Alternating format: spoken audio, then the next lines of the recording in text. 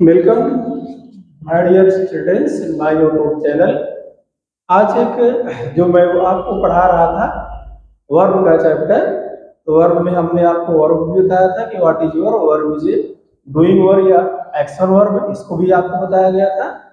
और दूसरी बात अब जो है हमने उसमें transitive and intransitive means types of verb के भी वीडियो हमने आपको बताया पढ़ाया कि काइंड्स ऑफ वर्ब वर्ब कितने प्रकार की होती है, ट्रांजिटिव एंड इंट्रांजिटिव, ये भी आपको बताया है।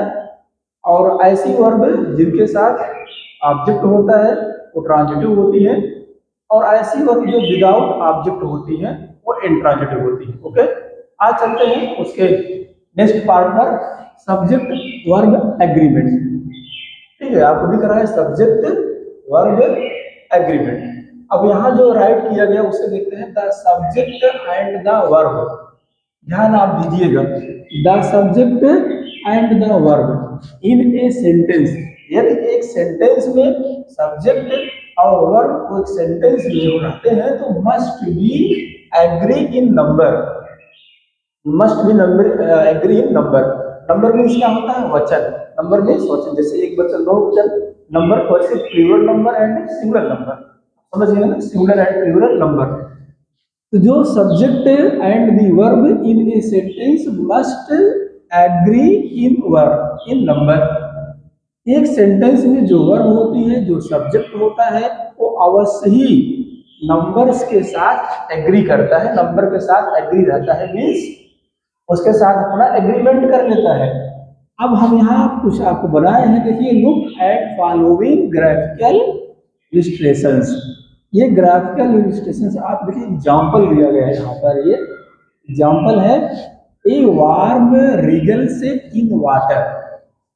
यहाँ देखिए, ए वार्म मीन्स एक ही इंसेक्ट। वार्म मीन्स क्या होता है? कीड़ा, इंसेक्ट। ए वार्म एक कीड़ा, एक इंसेक्ट। रिगल्स यहाँ देखिए, रिगल्स क्या है? ये वर्ब है आपकी, और यहाँ रिगल्स सिंपल लगा है, मतलब कि सिंगुलर नंबर लगा है इन वाटर। एक कीड़ा जो है पानी में रिगल्स करता है। यहाँ हम आपको क्या देख रहे हैं? यहाँ हमें देखने को मिल रहा है कि जो ए वार्म है, यहाँ लिखेंगे सिंगुलर सब्जेक्ट सिंगुलर वर्ब। यहाँ लिखा गया है सिंगुलर सिंगुलर सब्जेक्ट के साथ सिंगुलर वर्ब। ठीक, अब यहां आपने देखा कि जो सब्जेक्ट जो सिंगुलर है, ए वार्म एक ही कीड़ा, एक वार्म है तो सिंगुलर सब्जेक्ट हुआ, तो सिंगुलर सब्जेक्ट के साथ सिंगुलर की वर्ब यूज की जाएगी, प्लूरल के सब्जेक्ट के साथ प्लूरल की वर्ब यूज की जाएगी।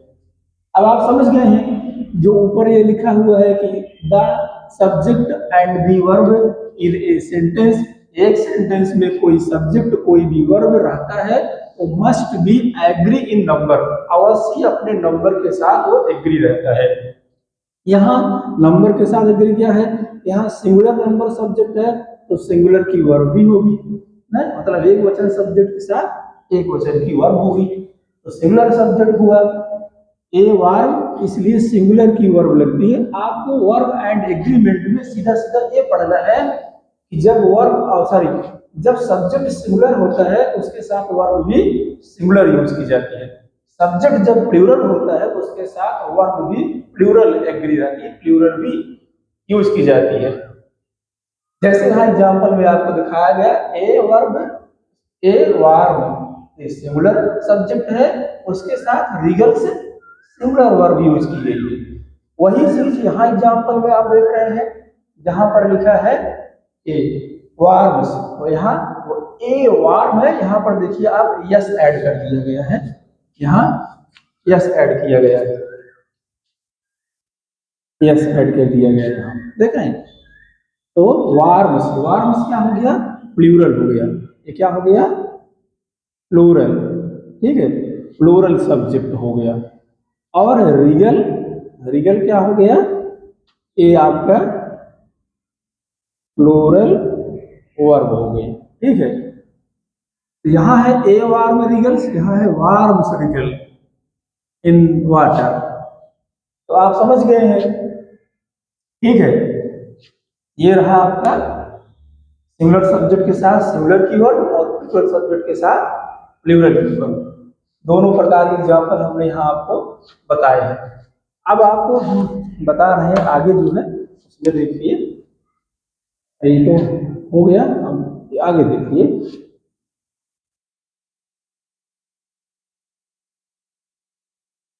आगे जैसे आप देख रहे हैं बच्चों, ये तो मैंने आपको दिखाया क्या है।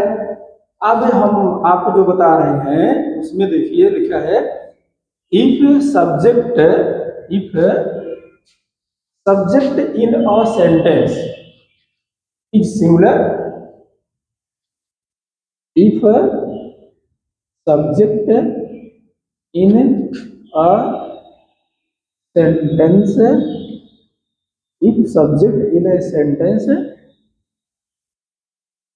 सिंगुलर, अगर जो है सब्जेक्ट सेंटेंस में सब्जेक्ट सिंगुलर है तो आपको क्या करना है, the verb should also, the verb should also be singular. Okay, ये होगा, देख रहे हैं, if subject in a sentence singular the verb should also be singular. इसे चीज को सीधा सीधा आपको लर्न कर लेना है, इसे हमें क्या करना है, नोट कर लेना है इस चीज को ना। यदि वर्ब जो है सेंटेंस में सब्जेक्ट सिंगुलर होगा तो अवश्य ही उनके साथ सिंगुलर की वर्ब यूज की जाएगी। अब एग्जाम्पल है, जैसे यहाँ पर the hen lays egg, the hen lays eggs, ये हो गया आपका द hen, ये सिंगुलर की सब्जेक्ट है और लेज जो है सिंगुलर की वर्ब है।